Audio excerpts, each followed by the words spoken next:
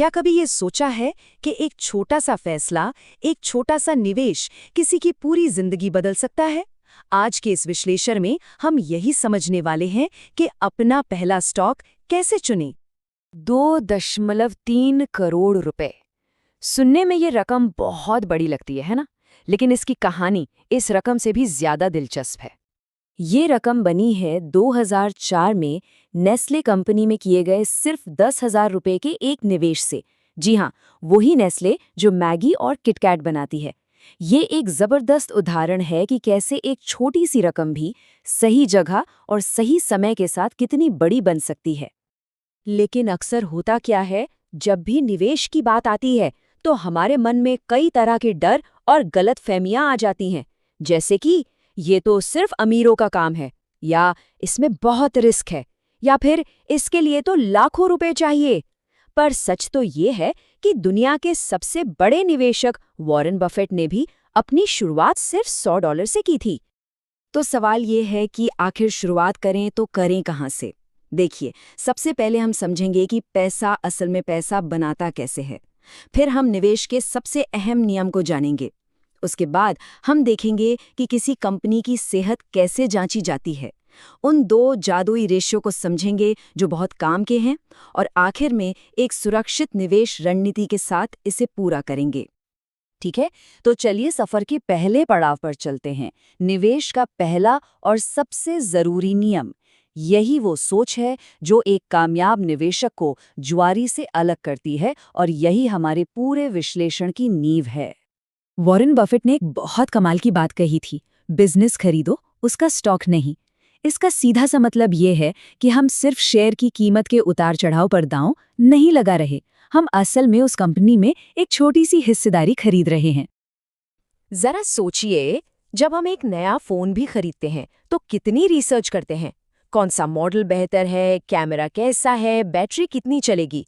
तो फिर अपना मेहनत का पैसा लगाते वक्त हम किसी और की सलाह पर कैसे भरोसा कर सकते हैं? जहां पैसा लगे वहां दिमाग भी लगाना जरूरी है। अब यहाँ दो तरह के एनालिसिस होते हैं, फंडामेंटल और टेक्निकल। टेक्निकल एनालिसिस में लोग चार्ट और पैटर्न देखकर यह अंदाजा लगाते हैं कि कीमत ऊपर जाएगी या नीचे।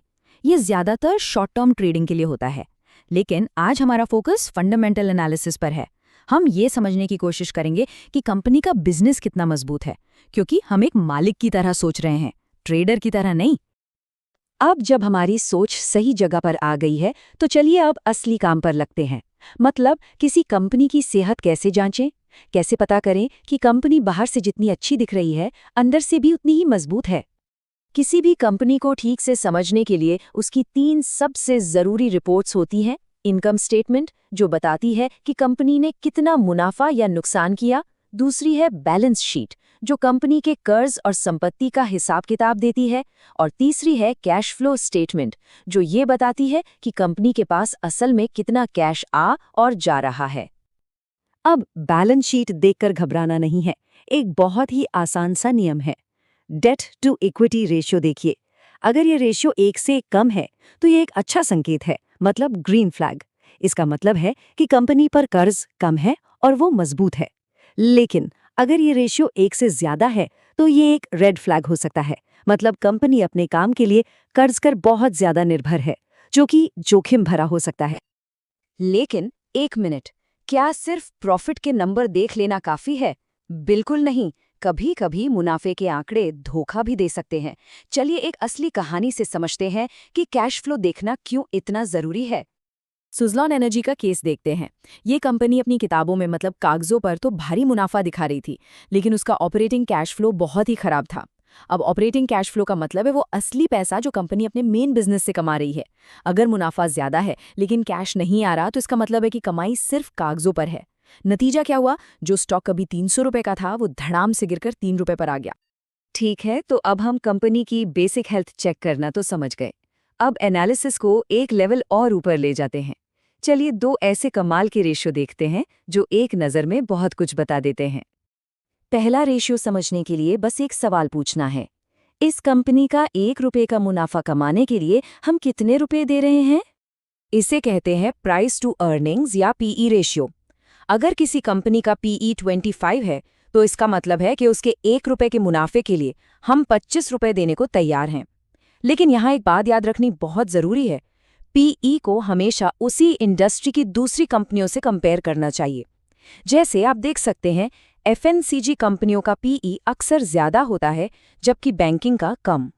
दूसरा जादुई रेशियो है रिटर्न ऑन इक्विटी यानी आरओई। इसका सीधा सीधा मतलब ये है कि कंपनी शेयर होल्डर्स के पैसे का इस्तेमाल करके कितना मुनाफा बना पा रही है। एक अच्छी और मजबूत कंपनी का आरओई लगातार पिछले 5 सालों से 15% से ज्यादा होना चाहिए।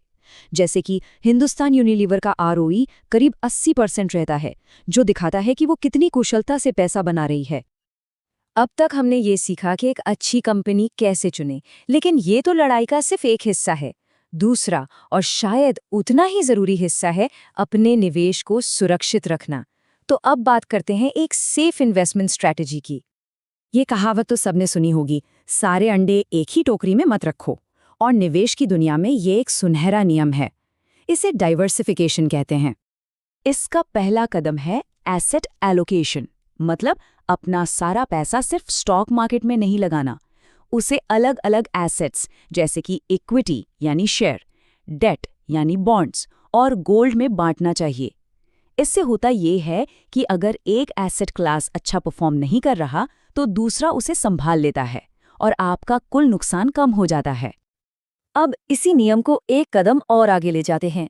सिर्फ अलग अलग एसेट्स में ही नहीं, बल्कि अपने स्टॉक के निवेश को भी अलग अलग सेक्टर्स या उद्योगों में फैलाना चाहिए। जैसे कि कुछ पैसा बैंकिंग में, कुछ आईटी में, कुछ फार्मा में। इससे अगर कोई एक सेक्टर मंदी में है तो दूसरे सेक्टर्स आपके पोर्टफोलियो को बचा सकते हैं।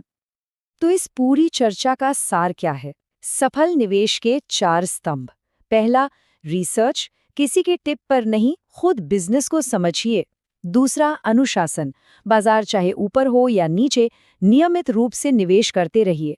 तीसरा, धैर्य, कंपाउंडिंग के जादू को अपना काम करने के लिए समय दीजिए। और चौथा, रिस्क मैनेजमेंट, अपने निवेश को हमेशा डाइवर्सिफाई कीजिए। देखिए, निवेश एक मंजिल नहीं, एक सफर है, और अगर सही नियमों के साथ चला जाए तो ये सफर बहुत कुछ सिखाता है और बहुत कुछ देता भी है। तो सवाल ये नहीं है कि कब शुरू करना है, सवाल ये है क्या सीखने का ये सफर आज से शुरू हो रहा है।